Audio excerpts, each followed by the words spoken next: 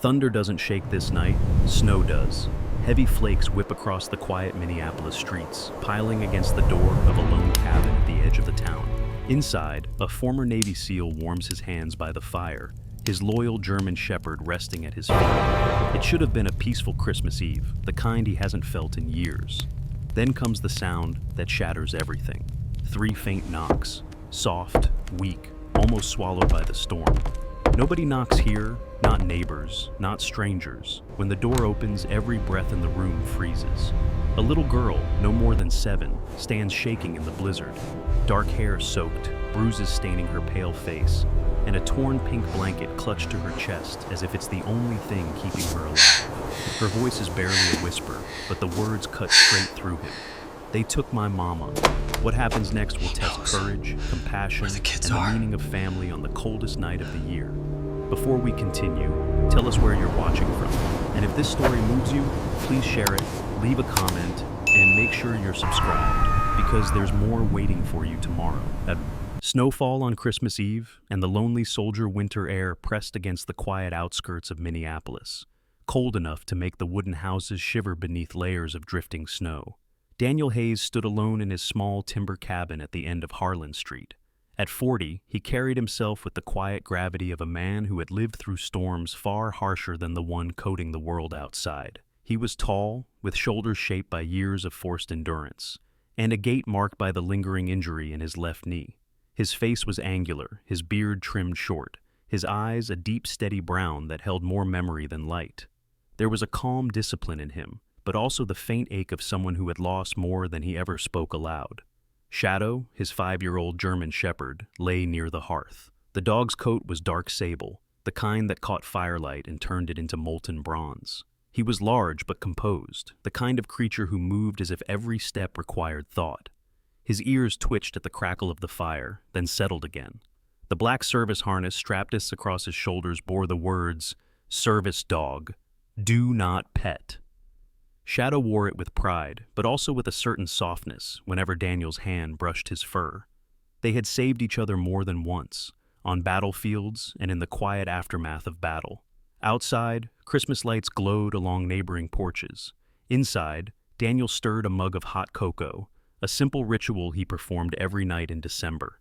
He had no family left to share the holiday with. His mother had passed when he was still deployed overseas, and the rest of his life had drifted apart after too many missions and too little time healing. Holidays only sharpened the silence that already lived inside him. He switched off the television before the commercial about smiling families could finish. Joy felt like a distant language now, one he no longer knew well enough to speak. Instead, he listened to the steady breath of shadow and the muted tap of branches brushing the window. Sometimes, like tonight, memories slipped through his defenses. Sandstorms instead of snowfall, the metallic taste of adrenaline instead of cocoa, the echo of a friend's last words. The human mind was a cruel archivist. It dragged out the very things you wished to forget and whispered them back to you beneath the sound of Christmas bells. Daniel rubbed his brow and forced his attention to practical things, checking the door locks, adjusting the thermostat, preparing to settle into the kind of sleep that came only in pieces. He had just reached the hallway when Shadow lifted his head. Then the dog stood, every muscle tightening, ears pricked sharply toward the front door. Daniel paused. He knew that stance. Shadow didn't posture unless something felt wrong. A single soft bark slipped from the dog's throat, not loud, not even urgent. More like a question. A warning meant only for Daniel. Daniel frowned. He heard nothing beyond the wind. Perhaps a fox had wandered too close. Perhaps. Shadow barked again, even quieter this time, but sharper. Daniel felt the instinctive shift in his own pulse. Some habits, forged in the Navy SEALs, never left. He stepped toward the living room, but before reaching the door, another sound cut faintly through the storm, just barely audible. A thump, soft, weak, like something small collapsing onto wood. Outside, snow thickened under the porch light, and swaying, on the steps was a little girl he had never seen before. She could not have been more than 7.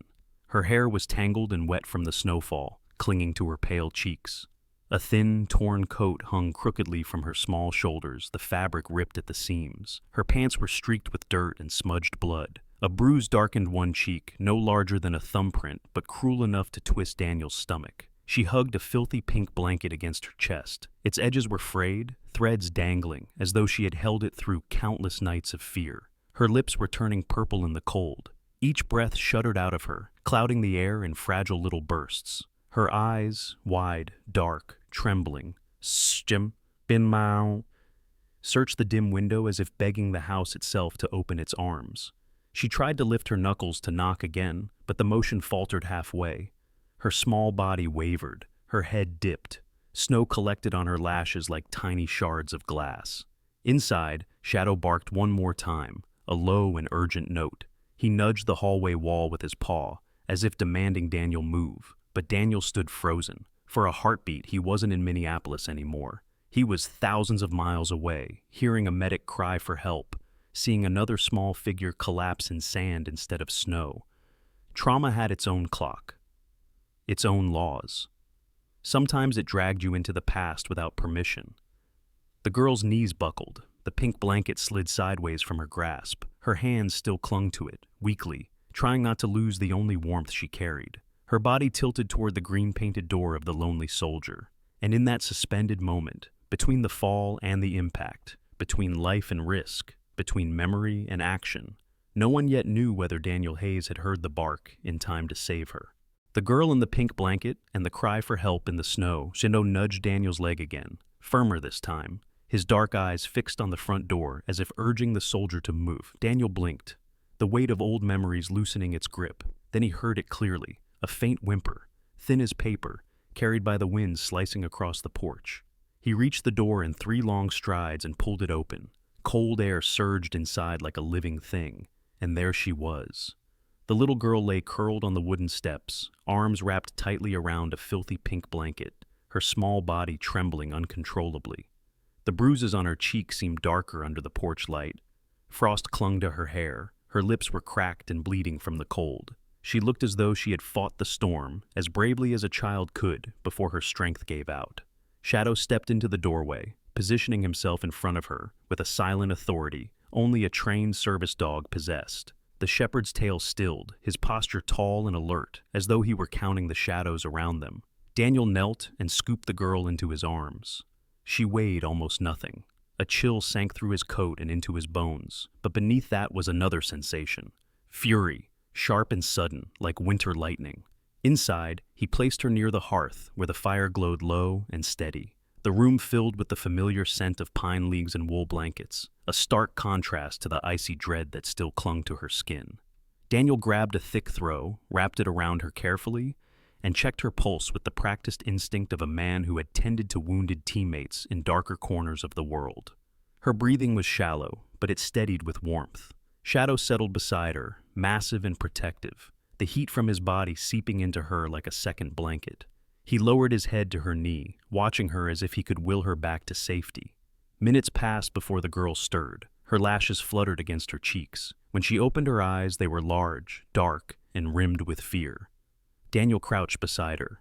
"It's all right," he said, keeping his voice low, as if speaking too loudly might fracture her. "You're safe here." She swallowed hard. Her voice came out hoarse, brittle around the edges. "My name is Mia Collins." Daniel nodded. "I'm Daniel. This is Shadow." Mia looked at the dog. Something in her expression softened, just a fraction. "He's big." "He's gentle," Daniel said, "and he'll keep you safe." Her fingers tightened on the pink blanket. The frayed fabric looked as though it had been clutched through storms far beyond tonight's. "Can you tell me what happened?" Daniel asked. Mia hesitated. Her gaze drifted to the fire, then back to Daniel, as though gathering strength from the warmth. "My mom, Laura, she saw something she shouldn't have." Mia's words came out in broken threads. Daniel gathered them piece by piece.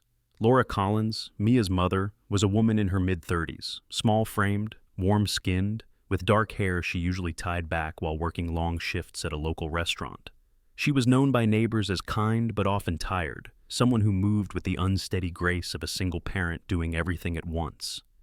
She had a quiet resilience, but not the kind built for violence. Last night, after her shift, Laura had stepped behind the restaurant near a dim parking lot. There she witnessed a brutal beating, 3 men attacking someone with guns visible beneath their jackets. Their faces were hardened, angular, marked by a kind of swagger that came only from holding power over others. The kind of power Daniel recognized from war zones and corrupt outposts. They called themselves the North Side Kings. When Laura gasped, they turned on her. "And on me," Mia whispered, touching her cheek where the bruise spread like spilled ink. Daniel felt his jaw tighten. One of them, Mia added, had a police badge on his belt. He laughed when Mom begged him to stop. He said, "Around here, we're the law."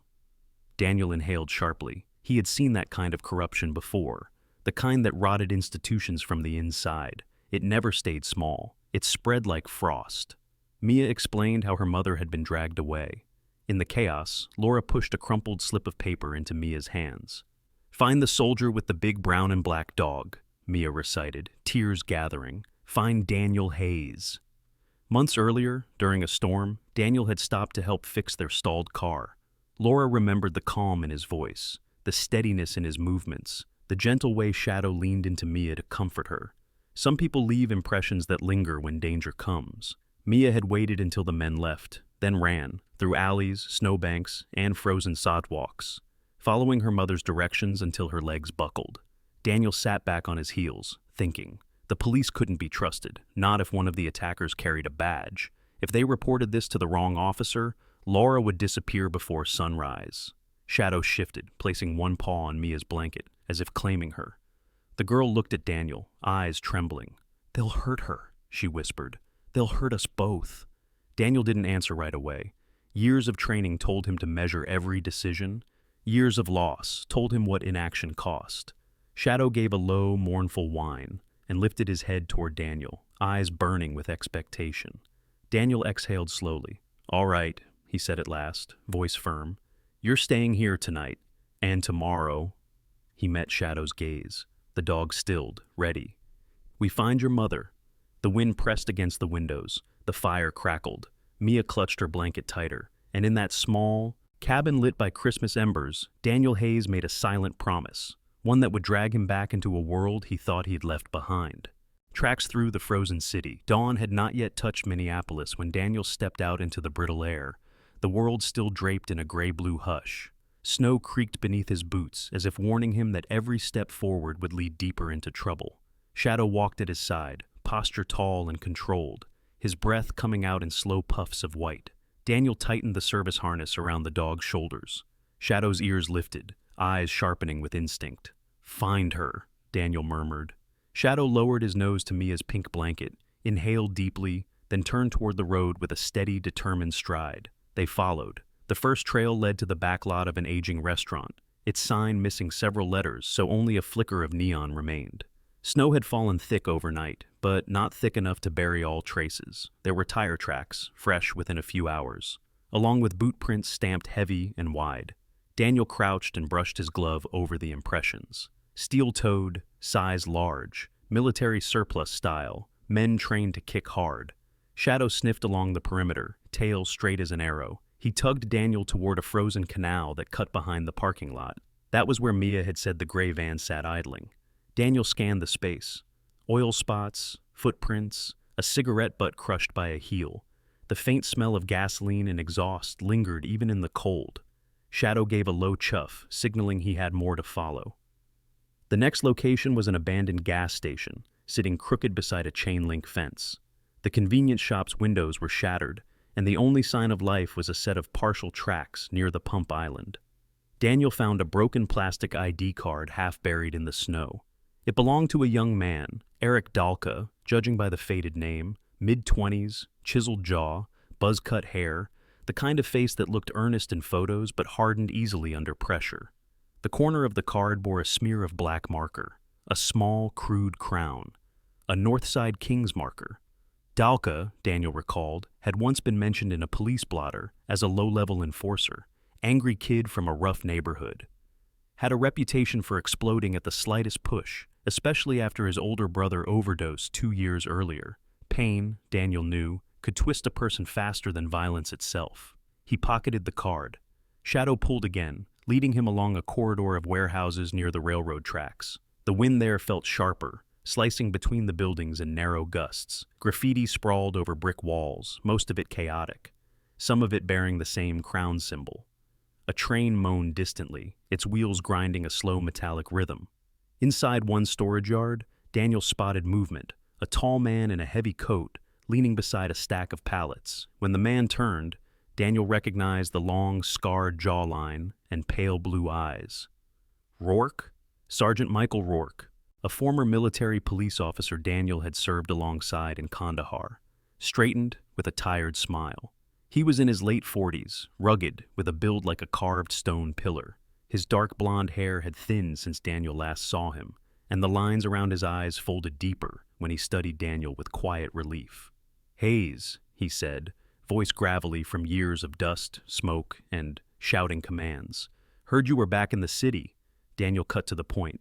"I'm looking for someone, a woman named Laura Collins, taken by Northside Kings." Rourke's jaw tightened. Old instincts flickered in his stance. "You're stepping into rot, brother. That crew's growing teeth. Someone on the inside is feeding them protection." Daniel wasn't surprised. Mia saw a badge on one of their belts. Rourke shook his head once, heavy and grim. "Then you and the girl need to move fast." From him, Daniel learned the name circulating among informants. A warehouse near the river, used for quiet business. Rourke pointed to a narrow alleyway. "Stay off the main roads. They watch them." Shadow pressed against Daniel's leg, picking up the tension. Daniel thanked Rourke, who nodded once before disappearing into the cold with his shoulders rigid, another soldier punished by memory. By mid-afternoon, snow thickened again.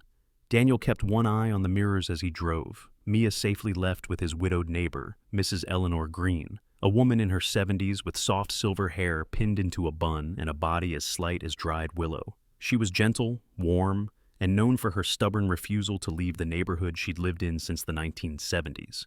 Her trustworthiness had never once come into question. Still, Daniel's heart squeezed with unease. He had given her explicit instruction. "If anything happens, take Mia to St. Matthew's Church. Ask for Father Rowan."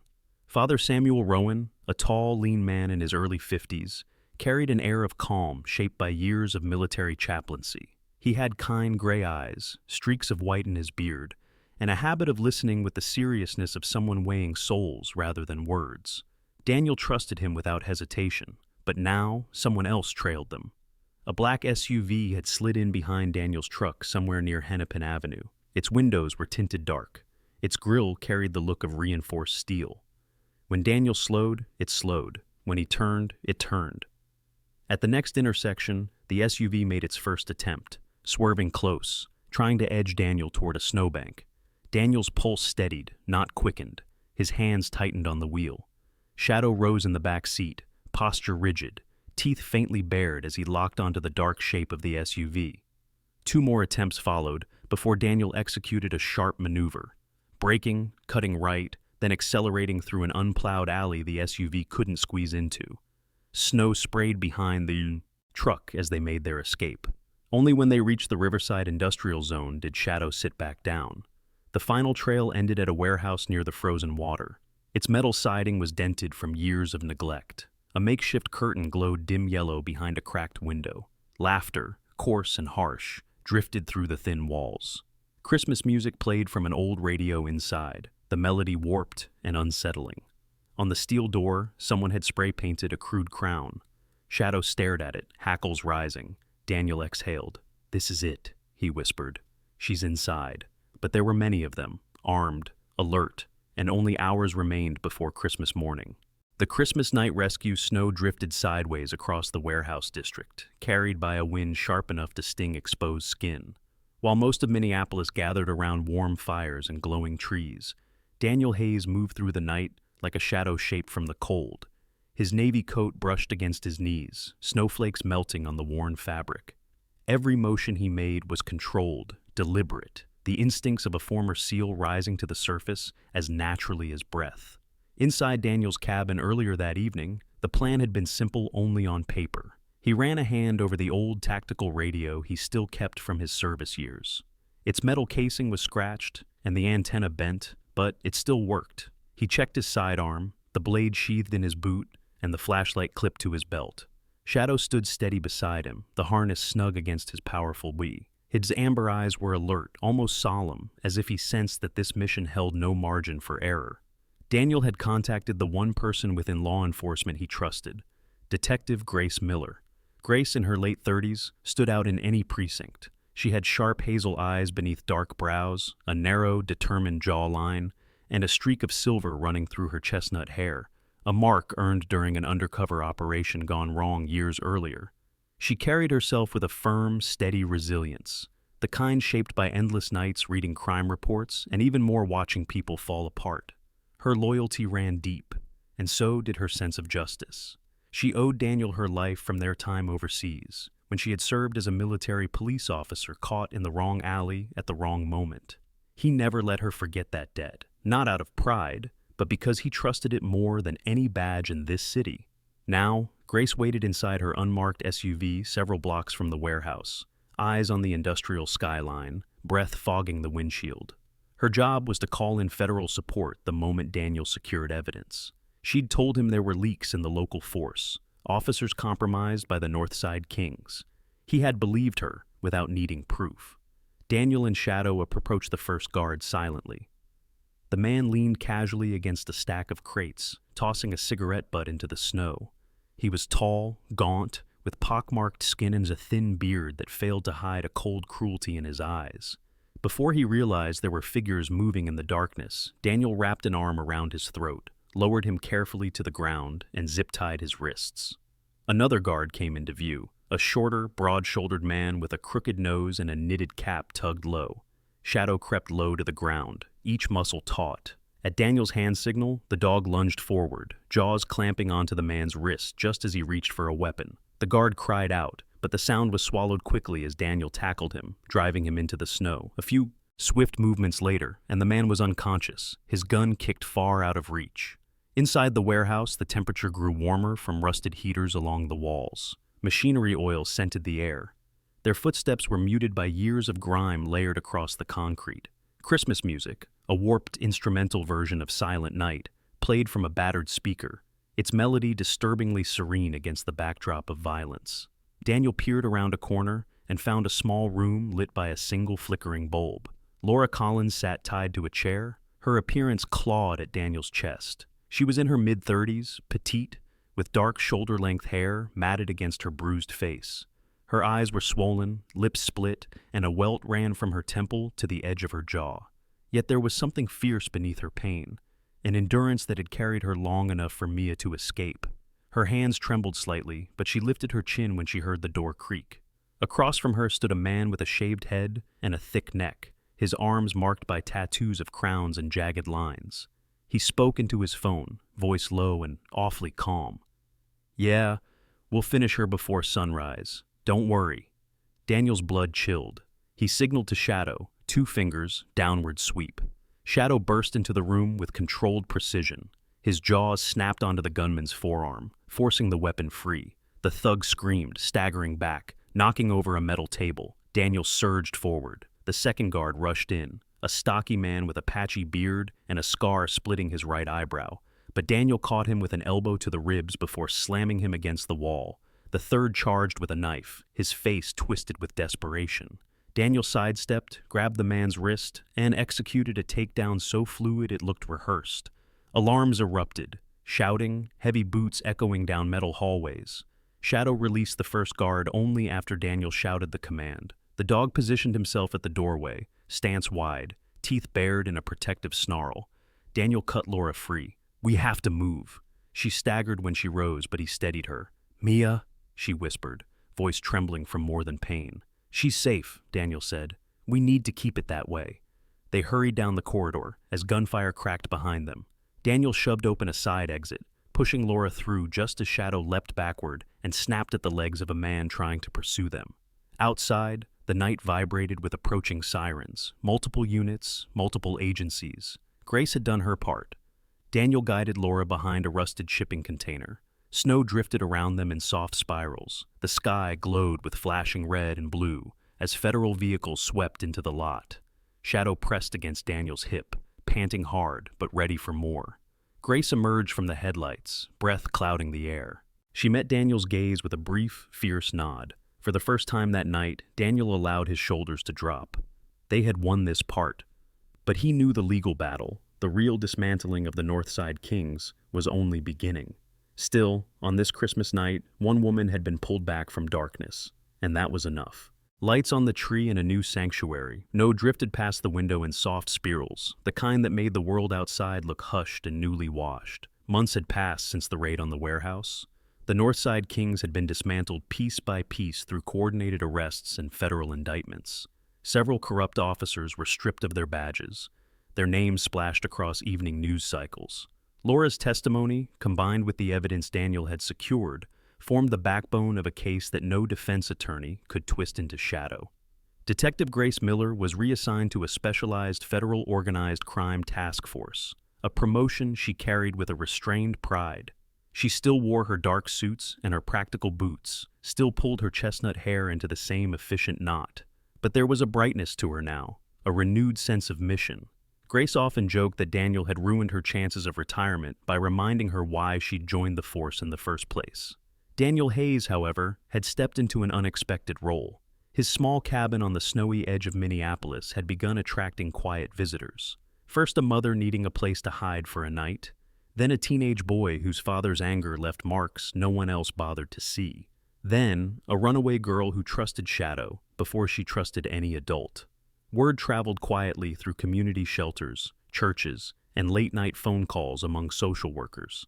The man with the scarred hands and the calm voice, the soldier with the big German shepherd, the house at the end of the street where bruised children found warmth. It wasn't official. Daniel never asked for it, but the cabin's warm lamplight had become a kind of beacon, one that glowed even brighter as Christmas approached again. Mia and Laura now lived in a clean, sunlit apartment managed by a women's support nonprofit. Laura had regained her strength, her face softer now that the bruises had faded. Her dark hair, once tangled and heavy with fear, now rested smooth against her shoulders. She had found part-time work at a small diner run by a kindly woman named Elaine Porter, a stout red-haired widow who mothered everyone who walked in. Elaine admired Laura's quiet determination and hired her the same afternoon they met. Mia, in contrast, had regained her childhood with startling speed. Her eyes, once dulled by terror, now shone with a spark that matched the glittering ornaments she loved so much. Her voice had grown steady, and she laughed again, small, bright laughs that filled the rooms. She still carried her pink blanket, though now washed and neatly patched, more symbol than shield. On Christmas Eve, mother and daughter visited Daniel's cabin. Inside, the living room glowed gold from string lights draped around a modest pine tree. The decorations were mismatched, some military-style metal stars Daniel had hammered flat, a few paper ornaments Mia had made, and wooden. Figurines that a retired carpenter in the neighborhood had carved and quietly dropped off on Daniel's porch. Shadow lay beneath the branches, enormous and regal, despite the red knitted scarf Mia had tied around his neck. The dog pretended displeasure, but his tail betrayed him, in slow, sweeping arcs. Laura sipped hot cocoa, the warmth softening her features. "You kept your promise," she said quietly. Daniel, adjusting a stocking hook on the mantel, gave a small shrug. It wasn't a hard promise to keep. Mia hung a new stocking, small, white, embroidered with her name, and then another beside it for her mother. She stepped back and admired the fireplace with a grin so wide it pushed the room into brighter light. Later that winter day, as the afternoon dimmed into pale blue dusk, Daniel was repairing a loose picture frame on the wall when Shadow's ears perked. The dog rose with a slow, purposeful motion, his gaze fixed on the door. This time, Daniel felt the shift instantly. He set down his hammer. A soft knock sounded, not frantic like Mia's had been, but hesitant, searching. Daniel opened the door. A boy stood on the porch, slender and pale beneath an oversized wool coat. His hair was light brown, cut unevenly as if by hurried hands. Shadows clung under his eyes, and his fingers clutched the straps of a worn backpack. The boy looked about 9 or 10. Beside him stood Marion Blake, a social worker in her late 40s, short and round-shouldered, with gentle brown eyes framed by laugh lines. Her gray-streaked curls poked from beneath a knitted hat, and she carried an air of unwavering patience, the kind built from years of guiding frightened children through bureaucratic storms. "Evening, Daniel," Marion said softly. "This is Tyler." Her voice was steady, but Daniel didn't miss the fatigue sitting behind it. Tyler's lower lip trembled, but he didn't step back. He looked at Shadow, who had stepped forward just enough that the boy could see him clearly. But Shadow's posture was relaxed, tail swaying once in greeting. Daniel lowered himself to eye level with the child. "You're safe here," he said gently. "Come inside." Tyler hesitated only a moment, then he nodded. Shadow moved aside, careful and patient, creating space. Inside, the tree lights glowed warmly. Mia peeked from behind the sofa, curiosity shining in her eyes. Laura set down her mug and offered Tyler a smile filled with understanding. And just like that, the cabin expanded, not in size, but in purpose. What once had been a shelter born from a winter storm was now a small sanctuary glowing steadily beneath the weight of an unforgiving world. Some houses were built from wood, others were built from promises kept. Daniel's was now both. Some stories remind us that miracles don't always arrive in bright flashes from the sky. Sometimes they come quietly, on a winter night, in the form of a child knocking on the right door. Sometimes they come through the steady hands of a former soldier, a loyal dog keeping watch, or a stranger who chooses compassion over comfort. In moments like these, we remember what Christmas truly promises, that even in the coldest seasons of our lives, God still sends light, and He still sends people to pull us back toward hope. And if you believe the world still needs that kind of light, I invite you to help us spread it. Share this story so someone out there knows they are not alone. Leave a comment to tell us where you're watching from. And if you want more stories of courage, faith, and quiet miracles, please subscribe to our channel.